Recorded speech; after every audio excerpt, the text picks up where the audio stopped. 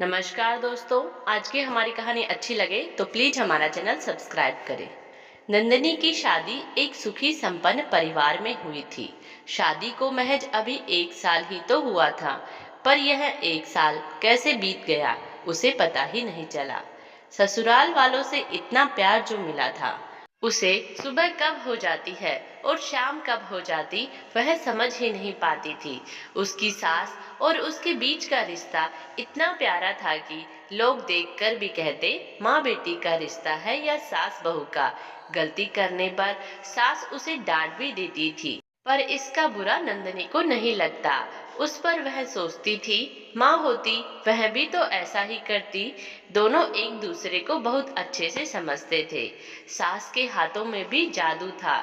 जब अपने हाथों से कभी कभार नंदिनी को खाना खिलाया करती थी, नंदिनी की आंखें भर जाती थी। एक बेटी बनकर अपनी सास की सेवा किया करती थी। मन में ख्याल भी कभी न लाती कि वह बहू है।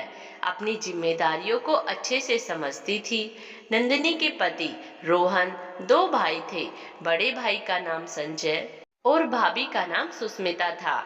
यूं तो सुस्मिता भी सब कुछ अच्छे से करती थी, पर वह स्वभाव से थोड़ी जलनशील प्रवृत्ति की थी। उसे नंदिनी का यूं सासू माँ के साथ घुलना मिलना बिल्कुल पसंद नहीं था। वह चाहती थी कि घर में हर तरफ सिर्फ उसकी ही बातें हो, लोग सिर्फ उसकी ही तारीफ करें।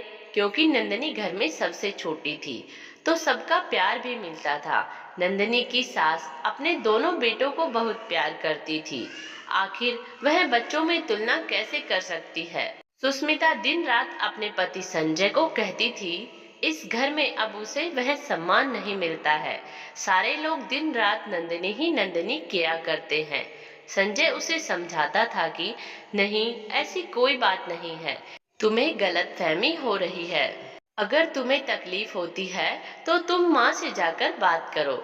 संजय, तुम मेरी बातों को समझ नहीं रहे हो। सारा दिन लोग छोटे देवर और देवरानी की ही बातें किया करते हैं, जैसे मेरी तो इस घर में कोई पूछ ही नहीं है। अब मुझे अलग रहना है। मैं यहाँ एक पल भी नहीं रहना चाहती हूँ। सुस्मिता, तुम गलत कह रही हो। एक छत के नीचे एक घर में कभी 2 चूल्हे आज तक तुम सुने हो? यह सब हमारे यहाँ नहीं होता। माँ से बंटवारा कैसा? तो ठीक है संजय, तुम माँ को ही बांट दो। माँ हम लोगों के साथ रहेगी। मैं माँ को अपने से अलग करने के लिए नहीं कह रही हूँ, पर मुझे नंदिनी के साथ एक पल भी नहीं रहना है। मेरी बातें बुरी लग रही है ना? पर कल को देखना, माँ सारी जायदाद का वारिस सिर्फ छोटे देवर और देवरानी को ही बना देंगे। हमारे हाथों में तो कुछ भी ना रहेगा। तुम्हें आज मेरी बातें समझ में नहीं आ रही है ना? पर कल जब ऐसा होगा तो मुझसे कुछ मत कहना। माँ बाहर दरवाजे पर खड़ी यह सब कुछ सुन लेती है, पर वह अंदर जाकर संजय और सुस्मिता से कुछ नहीं कहती है। वह चुपचाप आंगन के झूले में जाकर बैठ जाती है।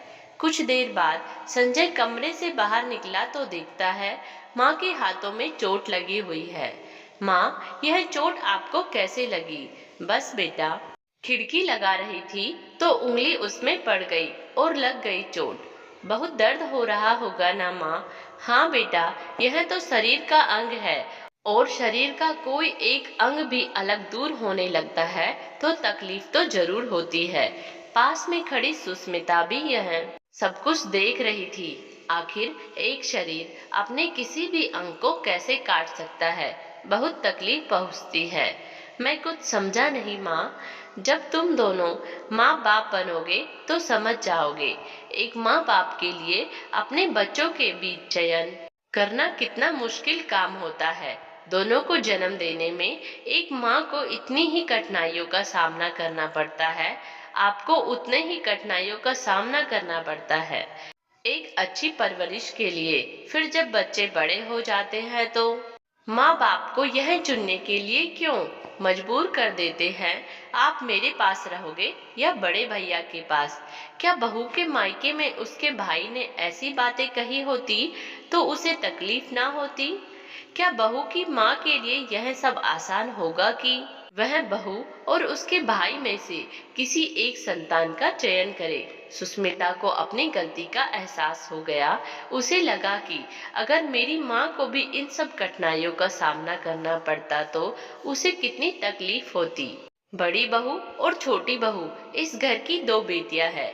बेटियां तो पराई होकर अपने ससुराल चली गई और ससुराल में जो आती है तो वही बहू कहलाती है। बिटिया, फिर तुम दोनों में अंतर कैसे कर सकती हो? तुम तो हमारे कुल को रोशन करने वाली हो। अपने दिल और दिमाग से निकाल दो। किसी एक को प्यार करती है माँ, अपने हर एक बच्चे को समान प्यार करती है। सुष्मिता को अपनी गलती का एहसास हो जाता है और वह नंदिनी को एक छोटी बहन के जैसे गले लगा लेती है और अपनी सास से भी वह माफी मांगती है। आगे से कभी ऐसी सोच अपने दिल और दिमाग में नहीं लाएगी और फिर परिवार में खुशहाली आ जाती है। सब एक छत के नीचे एक साथ रहते हैं।